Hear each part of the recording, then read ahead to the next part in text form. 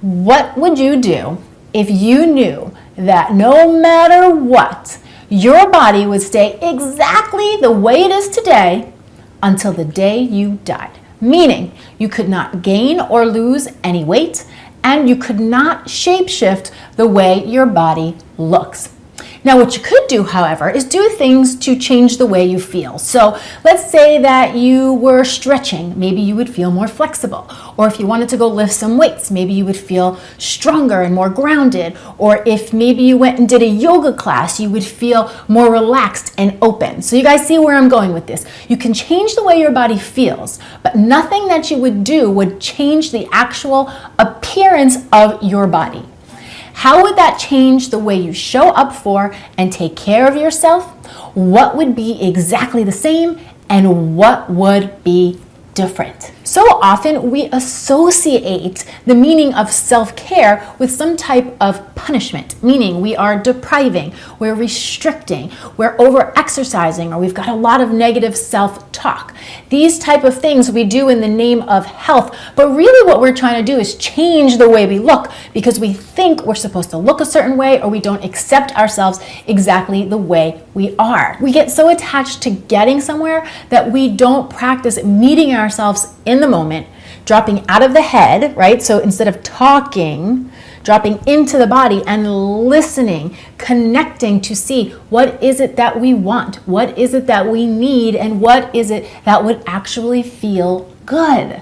So let me share a little story with you guys, because you know how much I love to share my stories. So the first time I truly ever really grasped this concept was when I was pregnant with my daughter. So it was my first pregnancy and I was 32 years old. And this was truly the first time in my life that I felt like I had permission to be in the exact body that I was in. In other words, I didn't have to lose any weight and I didn't have to have the perfect body, which I never had anyway, because somehow being pregnant gave me permission to not only not have a great body, but to get bigger. I felt like society wasn't going to look down at me, and socially it was acceptable to be round and juicy. For me, it was the first time I ever really surrendered the need to change my body and simply just show up and take care of it. And that felt like the weight of the world had been lifted off my shoulders. Like it was just really okay to be exactly the way I was. And keep in mind, up to this point, I was a health-minded person. At this point, I was a personal trainer. I was teaching healthy cooking classes. I was doing health and weight loss coaching, but I had a much more push type of approach, right? There was a lot of restriction, a lot of deprivation. I definitely was an over-exerciser. And while on the outside, somebody might look at me and be like, wow, she's really healthy and she seems really fit, I did not feel that way. It was like I was constantly trying to get somewhere and I had never arrived. But then once that little magical shift happened, when I shifted from needing to change the way my body looked, to, which by the way, I did all in the name of health. You know, I think a lot of people do that. But when I stopped trying to shift the way my body looked and simply wanted to take care of it, my entire approach to eating and exercise became so much more relaxed. For instance, I stopped doing hardcore like boot camps and push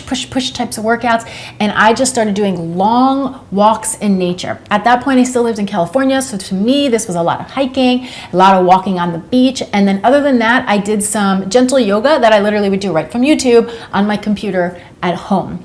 As for eating, I stopped trying to count all my calories and control all my food. I simply would ask myself what would feel good, what would be the most nourishing thing I could do for myself, and at that time for my baby, right? So instead of thinking, oh wow, well the burger actually has less calories than the salad, I wouldn't look at that. I would just think which would be more nourishing for my body.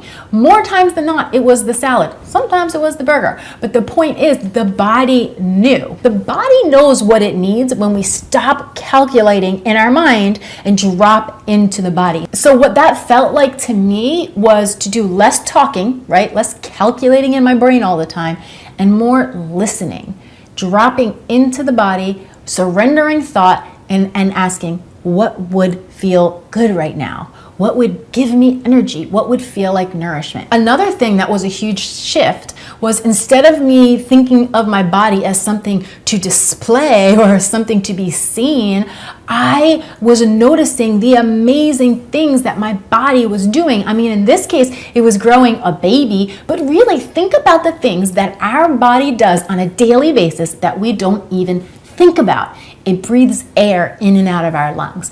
It beats our heart.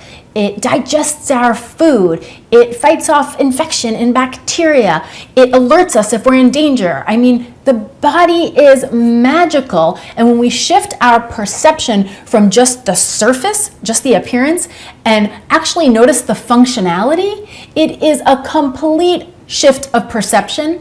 And for me, it put me into a deep state of gratitude. And because I wasn't restricting, I also wasn't binge eating, which I had been doing in the past. So ladies and gentlemen, if you notice yourselves being a bit of a binge eater, that is a very good indication that you are restricting and depriving. So just something to pay attention to and to keep in mind. So in a nutshell, when I stopped trying to change the way my body looked and simply wanted to show up to take care of it exactly the way it was, it completely shifted for me. And so I'm going to throw this question back to you. What would you do if you knew that your body, exactly as it stands today, would be this way until the day you died? Meaning you can't lose, you can't gain, and you cannot shape shift. How would you show up for yourself, and how would you take care of yourself? What would be exactly the same, and what would be different? Please come on down to the comments below and let's all share. Clean and Delicious, this community, it is a place for us to be open, to be honest, to feel safe, and for us to come around each other and support each other so that nobody ever has to feel like they're the only one going through it and like they're alone, okay? Remember guys, this is also the type of work that I do with my one-on-one clients, so if you ever need extra support, I'll leave a link down in the description box below showing how you can learn more information about that. Thank you guys so much for being here. I'm Danny Spies. I'll see you back here soon with some more food for thought.